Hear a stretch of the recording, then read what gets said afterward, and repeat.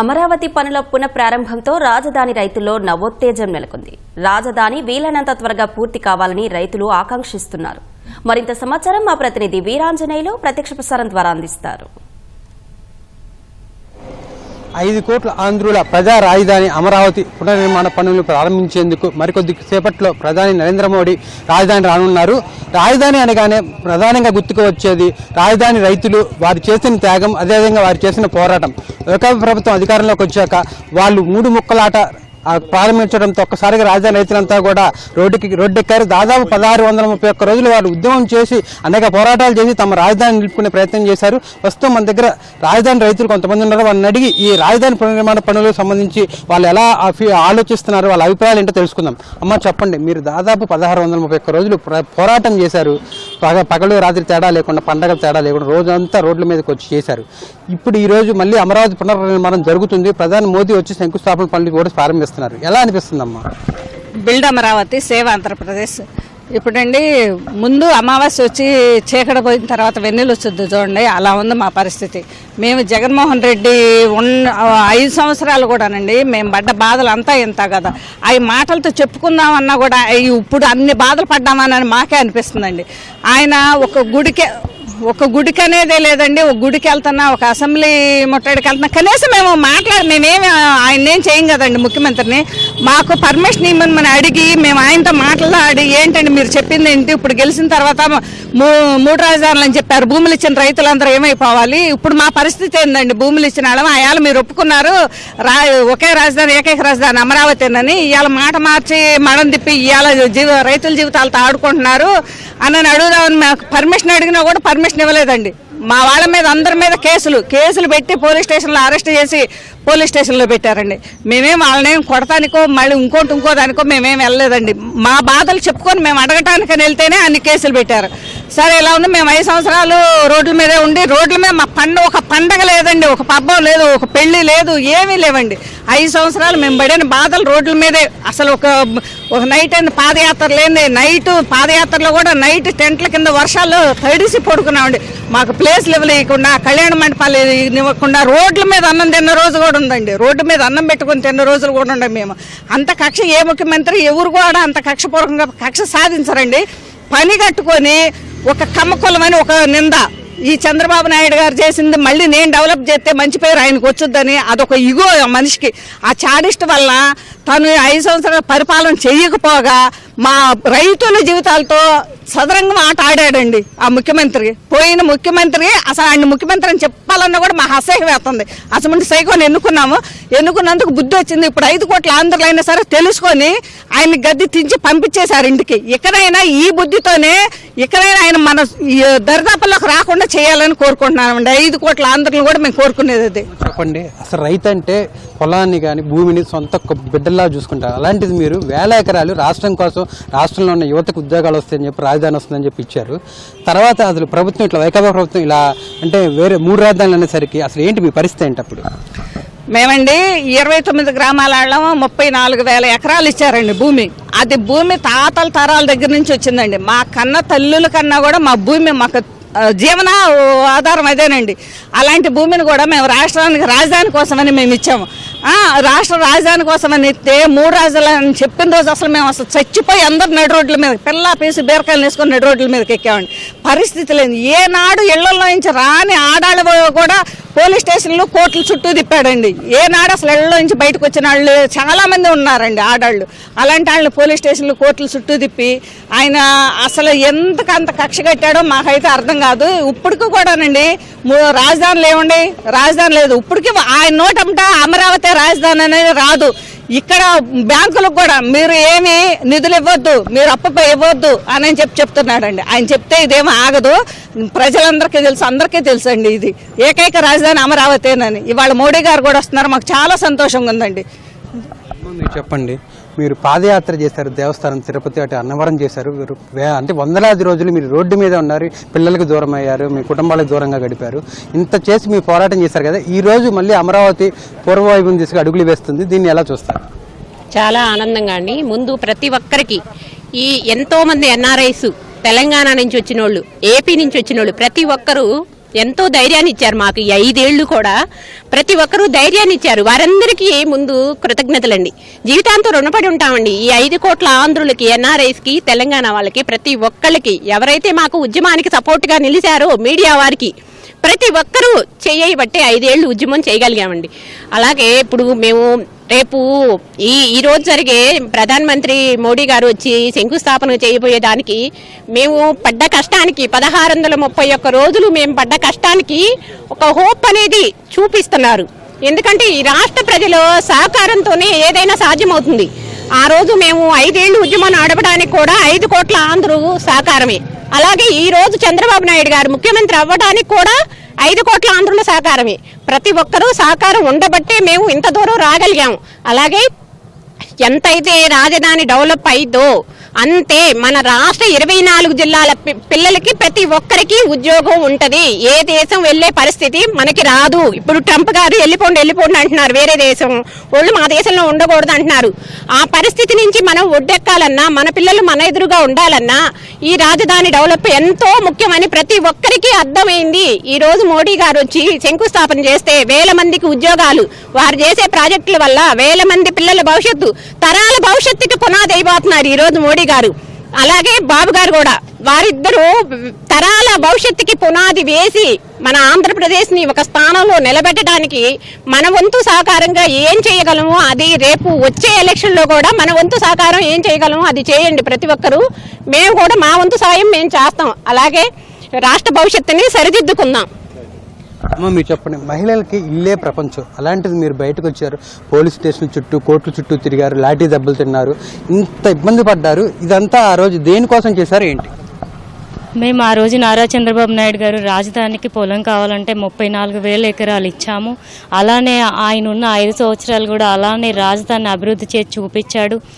తను గత ప్రభుత్వం సైకో వచ్చి 3 రాజధానులు అంటే మా పిల్లల భవిష్యత్తు కోసం మేము బయటకు వచ్చి 1631 రోజు ఉద్యమం చేశాము. ఇది మా ఒక్కరి కోసం కాదు, 5 కోట్ల ఆంధ్రుల కోసం చేశాము. అలానే 5 కోట్ల ఆంధ్రులు కూడా ఏకైక రాజధాని ఉండాలని మాకు రాజధాని పాదయాత్రలో కానీ ఈరోజు కూటమి ప్రభుత్వంలో కానీ మాకు 5 కోట్ల ఆంధ్రులు సహకరించారు. కూటమిని అధికారంలోకి తీసుకొచ్చారు. ఈరోజు నరేంద్ర మోడీ గారు, నారా చంద్రబాబు నాయుడు గారు, పవన్ కళ్యాణ్ గారు ఈరోజు ప్రారంభం చేయబోతున్నారు రాజధాని. మేము ఈ 5 సంవత్సరాలు పడిన కష్టమంతా ఈరోజు మేము చాలా ఆనందంగా గర్వంగా ఉన్నాము. కానీ మేము కష్టపడ్డందుకు ఫలితం అనుకోవట్లా. ఈ విజయం 5 కోట్ల ఆంధ్రుల విజయమే అనుకుంటున్నాము. మీరు చెప్పండి, గత 5 ఏళ్ళు విధ్వంసం జరిగింది రాజధాని ప్రాంతంలో. ఇప్పుడు మళ్ళీ కూటమి ప్రభుత్వం వికాసం దిశగా అడుగులు నడిపిస్తుంది. దానిలో భాగంగానే దాదాపు 50,000 కోట్ల పనులకు కూడా అల్లే టెండర్లు ఇచ్చారు. అభివృద్ధి పనులు జరుగుతున్నాయి. ఈరోజు ప్రధాని గారు వస్తున్నారు. దీని మొత్తాన్ని ఎలా చూడొచ్చు? విధ్వంసం నుంచి వికాసం వైపు ఆంధ్రప్రదేశ్ యొక్క పయనం కొనసాగుతుంది. 5 సంవత్సరాల రాక్షస పాలనకు ఆంధ్రప్రదేశ్లో ఉన్నటువంటి ప్రజలందరూ కూడా చమరగీతం పాడారు. ఆ ఆంధ్రప్రదేశ్లో రాక్షస పాలనకు చమరగీతం పాడటానికి మొట్టమొదటగా అమరావతి ప్రాంత రైతులు నడుం కట్టారు. ఇది అమరావతి ప్రాంత రైతులందరికీ ఎంతో గర్వకారణమైన విషయం. ఈ అమరావతి ప్రాంత రైతులందరూ కూడా కలిసికట్టుగా రాక్షస పాలనని ప్రజలు తలుచుకుంటే ఎలా అంతమొందించచ్చో, ప్రజాస్వామ్యంగా అంతమొందించచ్చో చేసి చూపించారు. ఇది చేసి చూపించడానికి అమరావతి ప్రాంత ప్రజలకు, రైతులకు, రైతు కూలీలకు, మరి ఆంధ్రప్రదేశ్లో ఉన్నటువంటి వివిధ సంస్థలు, ప్రాంతంలో ఉన్నటువంటి ప్రజలు, మీడియా సోదరులు, సిబ్బంది, అదేవిధంగా మీడియా అధిపతులందరూ కూడా ఈ రాక్షస పాలన అంతానికి సహాయ సహకారాలు అందించారు. ఇటువంటి సందర్భంలో సుమారుగా ఆంధ్రప్రదేశ్ భవిష్యత్ తరాల కోసం, భావి తరాల కోసం, ఈ దేశం కోసం మరి భూమినిచ్చినటువంటి ఈ ప్రాంత రైతులకు ప్రత్యేకమైన ఏర్పాట్లు చేశారు. అదేవిధంగా ఇది ఈ 29 గ్రామాల రాజధాని కాదు, ఆంధ్రప్రదేశ్ యొక్క భవిష్యత్తు. ఇది ఆంధ్రప్రదేశ్ ప్రజలందరి రాజధాని, ఈ దేశ రాజధాని, ఈ దేశానికి సంబంధించినటువంటి ఆస్తి. మేము 75% ప్రభుత్వానికి ఇచ్చి 25% మాత్రమే మేము ఉంచుకున్నాం. ఇది ప్రజలందరి సౌకర్యార్థం కోసం చేశాం. ఇక్కడ చేసే ప్రతి అభివృద్ధి కార్యక్రమానికి అవసరమైన నిధులు కూడా మా నుంచి సేకరించిన భూమి నుంచి మాత్రమే తీసుకొని పడతాయి, భూమి నుంచి మాత్రమే రాబడతారు.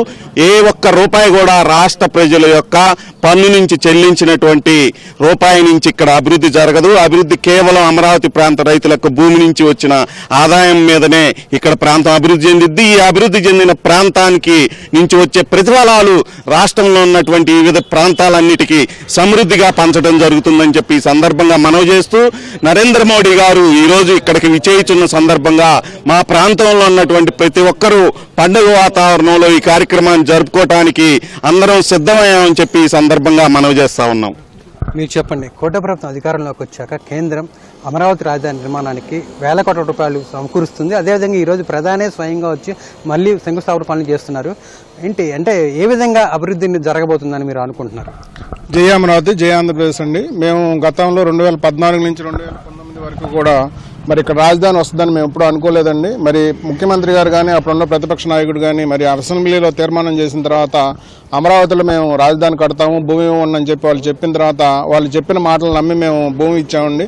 అట్లాగే భూమి ఇచ్చిన తర్వాత కూడా కొంతమంది కేసులు వేశారు. ఆ కేసులు వేసినవి కూడా అవన్నీ కూడా గ్రీన్ ట్రిబ్యునల్లో కేసులు వేశారు. ఆ కేసులన్నీ కూడా మేము పరిష్కారం చేసుకుని 2018లోనే మనకి ఇక్కడ పర్మిషన్ వచ్చింది రాజధాని కట్టుకోవడానికి.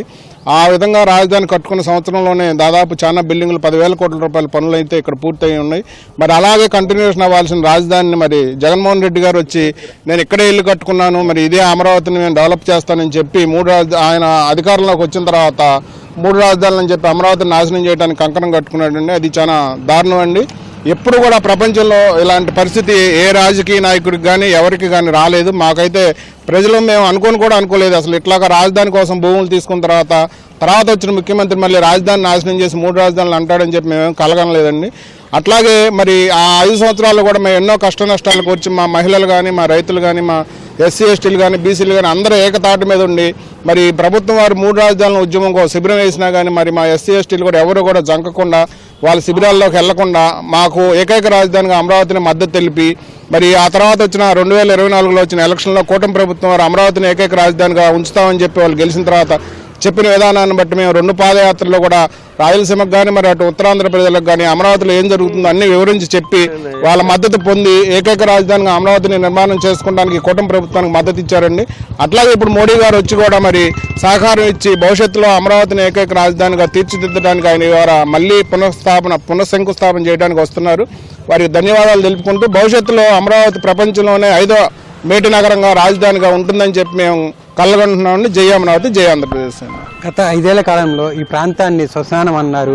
మీ ప్రాంతాల్లో మీరే అంటే సీఎం గారు సచివాలయానికి వచ్చే క్రమంలో మిమ్మల్ని పోలీస్ ప్రహరాల నుంచి ఒక బందీలుగా ఖైదీలుగా చూశారు. ఆ వాతావరణం ఉంది. ఇప్పుడు మళ్ళీ చూస్తే రాజధాని పనులు ప్రారంభమయ్యాయి.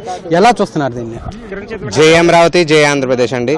గత 5 సంవత్సరాలు ఎలా ఉందంటే ఒక యుద్ధ వాతావరణం ఉండేదండి. మేము ఎక్కడికి వెళ్ళాలన్నా ఒక ఆధార్ కార్డు చూపిస్తే అలా ఆధార్ కార్డు చూపిస్తేనే పర్మిషన్ ఉండేది. అంటే ఈవెన్ మేము విజయవాడ నుంచి ఇక్కడికి రావాలంటే వాళ్ళు ఏం అడిగేవాళ్ళు, ఆధార్ కార్డు చూపించండి అని పోలీసులు అడిగేవాళ్ళు. అంత దమనకాండ ఉండేదండి. మేము ఒక ఇండియాలో ఉన్నామా లేకపోతే పాకిస్తాన్ నుంచి వచ్చామా అన్నది మాకు అర్థం కాకుండా ఉండేదండి. ఎందుకంటే ప్రతి దానికి ఆధార్ కార్డు చూపించండి, మీరు ఇక్కడ వాళ్ళైనా లోకల్ వాళ్ళైనా అనేసి అట్లా చేసేవాళ్ళు. ఇంతకుముందు ఆయన అసెంబ్లీకి వెళ్తుంటే పరదాలు కట్టుకొని వెళ్ళేవాళ్ళండి.